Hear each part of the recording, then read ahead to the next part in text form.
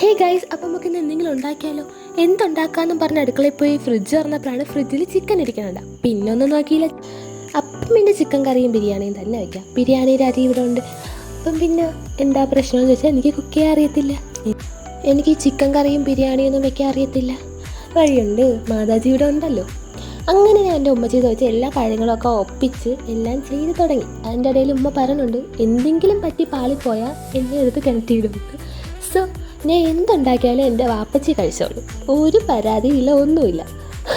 ഉപ്പ് കൂടിയാലും കുഴപ്പമില്ല, മുളക് കൂടിയാലും കുഴപ്പമില്ല, കഴിച്ചോളൂ.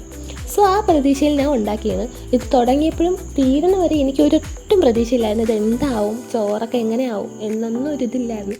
ബട്ട് സ്റ്റിൽ നമുക്ക് ചെയ്യാൻ പറ്റില്ല എന്ന് വിചാരിക്കുന്ന കാര്യങ്ങൾ നമ്മൾ ചെയ്യുമ്പോൾ അതൊരു നമുക്ക് തന്നെ കൊടുക്കുന്നൊരു മോട്ടിവേഷൻ, അല്ലെങ്കിൽ അതൊരു ഇതായിരിക്കും. എന്തായിരിക്കും? എന്തെങ്കിലും ആയിരിക്കും. സോ ഇനി നമുക്ക് ടേസ്റ്റ് ചെയ്യാം. സത്യത്തിൽ ഞാൻ ഉണ്ടാക്കിക്കൊണ്ട് പറയില്ല, നല്ല ടേസ്റ്റ് ഉണ്ടായിരുന്നു. ഞാൻ വിചാരിച്ച ഫ്ലോപ്പ് ആവും, ഉപ്പ് കൂടും മുളക് കൂടും എന്നൊക്കെയാണ്. പക്ഷെ അങ്ങനെയൊന്നും അല്ല, ഞാൻ ഉണ്ടാക്കി വന്നപ്പോൾ സെറ്റായി കാര്യം. അപ്പോൾ ഈ വീഡിയോ ഇത്രയേ ഉള്ളൂ. അടുത്ത വീഡിയോ ഇട്ടുണ്ടെങ്കിൽ ബൈ ബൈ.